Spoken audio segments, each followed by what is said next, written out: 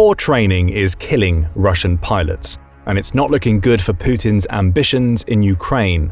Despite having over 700 aircraft, including as many as 400 modern multirole fighter jets and fighter bomber planes to its name, the Russian Aerospace Forces, or VKS, has experienced dramatic losses over the Ukrainian skies. Estimates vary, though some suggest that the VKS has lost around 130 planes and the pilots flying them since the beginning of the war. Why have these losses been so severe? Though equipment issues have certainly played a role, the far bigger issue for Russia right now is the apparent lack of training many of its pilots received prior to taking to the skies during the conflict. And that inferior training, which is already leading to many more than Russia anticipated, not only suggests we'll see more of the country's pilots lose their lives in the current conflict, but may lead to the complete breakdown of the VKS as a powerful force in the future. This is not what Putin expected. When the conflict between Russia and Ukraine began, many assumed that Russia would have the advantage on almost all fronts. A historically great, if somewhat slow-moving, military nation, the country was believed to have a stockpile of weaponry that would allow it to overwhelm Ukrainian forces that would likely have to rely on guerrilla tactics while fighting on home soil. And as mentioned, the country has a huge stockpile of aircraft ready to fly. Along with the 400 modern fighters discussed earlier, it was believed the VKS has over 300 legacy planes that have been converted to handle modern combat capabilities, MiG-31BM and MiG-29 SMTs among them, to create an impressive air force that would wreak havoc on Ukrainian defenses. In fact, the prevailing opinion was that Russia's VKS was so well trained that its pilots could effectively use this blend between modern and repurposed planes as part of COMAOs, composite air operations that could involve up to 100 aircraft. Many believe, despite some of the country's aircraft starting to show their age, the modern fighter jets it has, which include the Su-34 and Su-35, would make up for any airborne deficiencies that could occur. That hasn't happened. And looking at Russia's recent history in wartime situations, the reasons why become clearer. Take its 2015 intervention in the Syrian civil war as an example. Rather than using composite air operations or COMAOs, most of Russia's sorties in this conflict focused on sending single aircraft or paired fighters to either patrol the skies or drop weapons, unguided, to ground troops. Though perhaps escaping attention at the time, this lack of COMAO use hinted at a larger problem in the VKS that we've only seen come to fruition about half a decade later. The VKS may not have flown COMAOs because their pilots were simply incapable of the job. The question is simple: why? Why did the VKS actively avoid employing COMAO tactics in Syria, despite COMAOs being much more effective than single and paired pilot runs? And why hasn't the VKS improved its approach during the Ukrainian conflict? It appears the answer may come down to a combination of a variety of factors. Let's start with inferior equipment. There's an old saying that a good worker never blames their tools for failing to get the job done. However, that saying doesn't apply in the world of air combat, where even the slightest issue with equipment can make the difference between life and death. In Russia's case, the tools they're providing to their pilots don't appear to be fit for purpose when it comes to succeeding in an extended conflict, such as the one the war in Ukraine has become. Take the supposedly modernized MiG fighters that make up a large proportion of the country's air fleet as an example. According to the RAND Corporation, these Soviet-era aircraft, which have been in operation since the 1980s, were built to handle up to 3,500 hours of flight. And though many of the craft have been upgraded to extend this maximum output, the fact remains that much of Moscow's fleet, particularly its MiGs and the earlier Su models, are reaching the end of their service lives.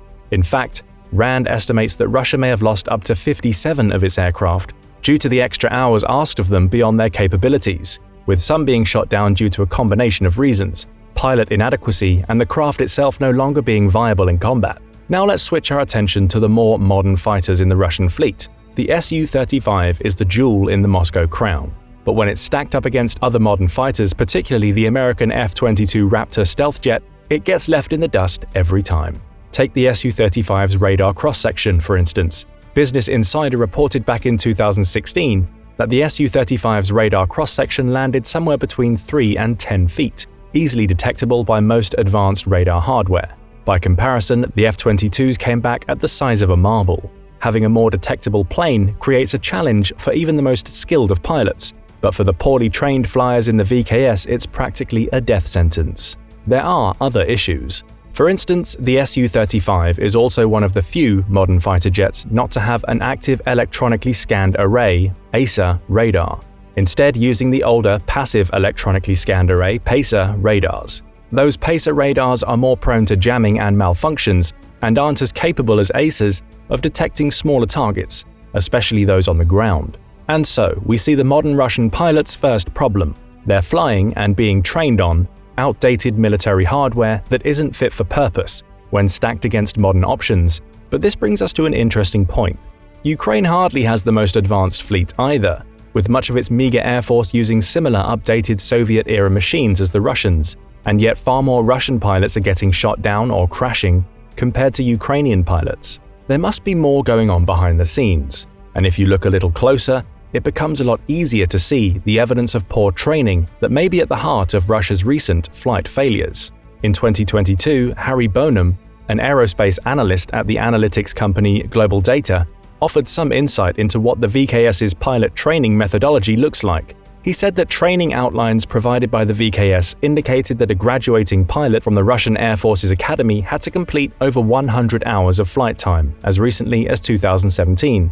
with that number only increasing to over 120 hours in recent years. By comparison, he points out that the average Western pilot will notch between 180 and 240 flight hours under their belt before they head out into the field, up to double the flight time amassed by a supposedly qualified Russian equivalent. Perhaps we see a link between Russian training methods and the deteriorating state of its air fleet here. Remember that Rand points out a large portion of the VKS's fleet is outdated to the point where some of its planes are hitting the end of their lives as the conflict goes on, reducing Russian air strength in the process. Could the lack of training hours Russian pilots undergo, at least in comparison to their Western equivalents, be blamed on the VKS essentially rationing out the flight hours the older equipment in its fleet still has available? That's speculative, but it would at least partially explain why Russian pilots are handicapped by having fewer flight hours than pilots from other nations. But what's more important is the effect that this lack of flight hours has on pilots during active operations.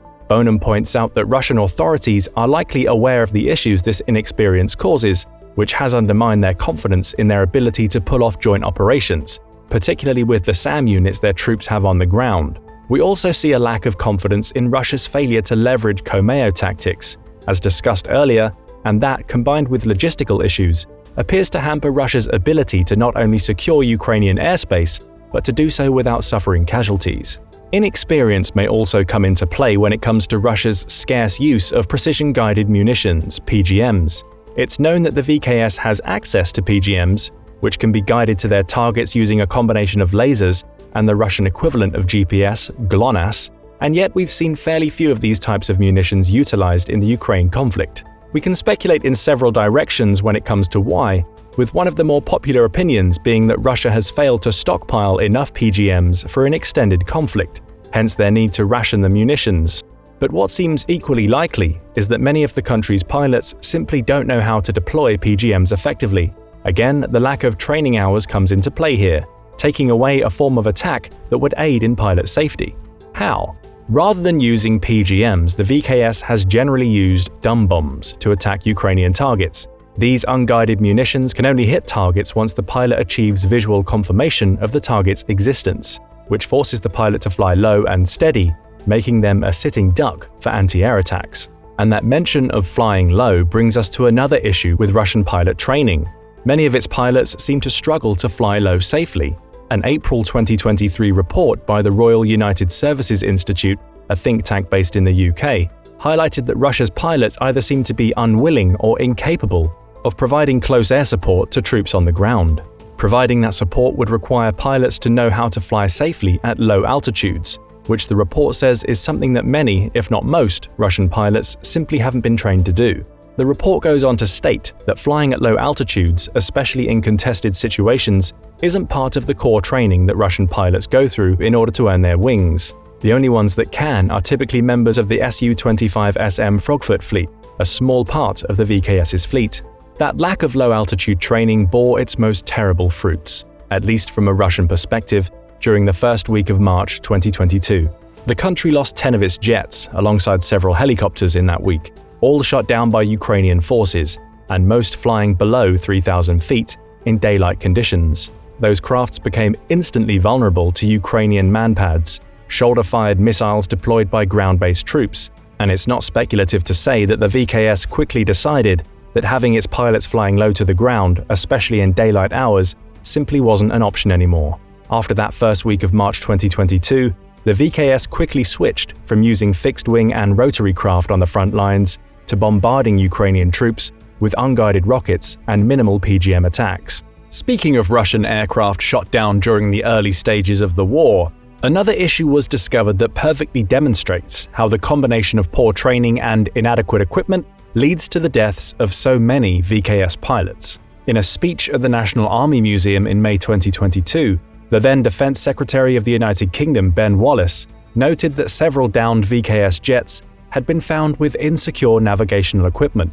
As Wallace, a graduate of Sandhurst's Royal Military Academy, put it, the equipment essentially seemed to be GPS receivers that were taped to the dashboards of the jets. These findings raise more questions. Does the VKS have so little faith in the Russian GLONASS system that it's willing to place its pilots at risk by supplying them with insecure and unencrypted GPS receivers that make them easier to detect? Or has the lack of training these pilots have received led them to independently trying to use these GPS systems because they're unaware of the risks that come with navigating using unsecured equipment? Either possibility is disturbing, but both could have played a hand in why Russia lost so many of its pilots during the early stages of the Ukraine conflict. Even so, Russia is a large country with a population of nearly 145 million people. Even with the loss of so many pilots due to poor training and inadequate equipment, surely it can train more to replace those losses, and even with so many of its jets being shot down, it still easily has the aerial might to subdue Ukraine, right? Unfortunately for Russia, it's not that simple. A May 2022 story published in the Moscow Times reported that Major General Kanamat Batashev was shot down from the skies over Ukraine while piloting a Su-25 fighter jet. While that story may seem unremarkable in the context of the dramatic losses Russia has already experienced, it becomes more interesting when you learn that Batashev was a 63-year-old retired pilot. What's more, he'd essentially been forced into retirement from active duty in 2012 after he'd crashed a Su-27 while demonstrating acrobatic maneuvers, which raises an obvious question. What was a retired and high-ranking member of the Russian military doing flying on the front lines of the conflict? The answer likely comes back to the lack of training the country's other pilots have. Perhaps the VKS wasn't confident in the skills of its younger flyers, forcing them into bringing older pilots who are perhaps not up to speed on modern flying into the fold. Batashev's death shows that it may not have been a good tactic. Still, it also presents another problem for Russia, as his death, along with the deaths of other senior members, could have a knock-on effect on the quality of future pilots in the VKS. In fact, this is something that Yuri Inat, the spokesman for the Ukrainian Air Force, all but said in comments published in Ukrainska Pravda, an online Ukrainian news website. He points out that the VKS is continuing to train pilots in its academy and likely has the ability to create between 100 and 150 new pilots annually. So there's little danger of the VKS running out of flyers. But Inat points out that the quality of those pilots will be lower in comparison to those who've already been shot down, as many of the pilots so far were veterans of the Syrian conflict mentioned earlier. So the future clearly presents a problem for the VKS on two fronts. First, it appears to rely on sheer numbers to overwhelm Ukrainian defenses. This has already been demonstrated not to work, and will only become a less viable tactic as more inexperienced pilots enter the conflict. Second, losing so many of its veterans to the war means that the pilots the VKS train in the future will lose valuable sources of knowledge, both in the academy and when they're in the field, compounding their inexperience to the point where it becomes dangerous. And worse yet for Putin, it's not just Ukrainians shooting down his most experienced flyers that he has to worry about, it's his own people. In June 2023, Putin confirmed that the Wagner militia mutineers managed to down 13 VKS pilots during their short-lived insurrection. That's 13 on top of the 130 or so that Ukraine has managed to shoot down. And it's likely that at least some of those pilots were experienced veterans. The picture painted here is grim. If the VKS's pilots can't even handle a militia mutiny, one that lasted only a day, what chance do they have when trying to take on Ukrainian troops on less familiar soil? Ironically, fighting from within has done as much to expose the poor training of the VKS pilots as the war in Ukraine has. Through all of this, it's important not to discount the fact that Ukraine has done an excellent job of exploiting the weaknesses inherent in the VKS approach. For instance, Forbes reports that the VKS training doctrine essentially classes its air force as an extension of its army. That approach, which again is mirrored in the training that the VKS pilots receive, leads to Russia approaching air combat as a way to briefly control small portions of airspace, so its craft can come in, drop bombs, and leave.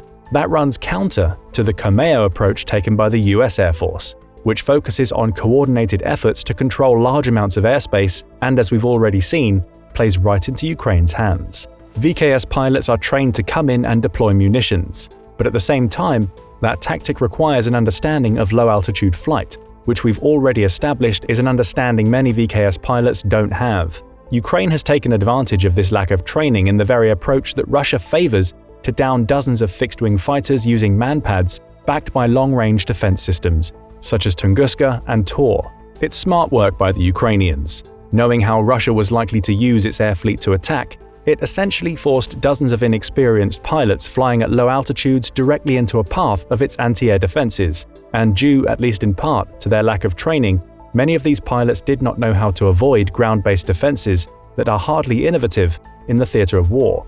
When you combine this knowledge of VKS tactics with the consistent stream of information and equipment Ukraine is receiving from its Western allies, the situation continues to look dire for a Russian air force that is already depleted and likely only to be restocked with more poorly trained pilots. Finally, consider this. In August 2023, the United States approved the delivery of F-16 fighter jets to Ukraine. While far from the newest jets the US has to offer, F-16s have poorer radar and less capable missiles than Russia's Su-35, it's entirely possible that better training delivered to Ukraine's pilots could lead them to understanding their crafts better than Russian pilots understand the ones they're flying. So it may not be long before we see reports of Ukrainian pilots actively downing Russian ones in dogfights, assuming Russia is brave enough to send its pilots to fight Ukraine's directly, given the losses the VKS has experienced so far. But what do you think? How large a role has the poor training offered to Russia's pilots played in the losses the VKS has suffered during the conflict? Is Russia even capable of creating a new crop of pilots that won't fall victim to the combination of outdated equipment, ineffective training, and superior Ukrainian tactics in the future? Tell us your opinions in the comment section below.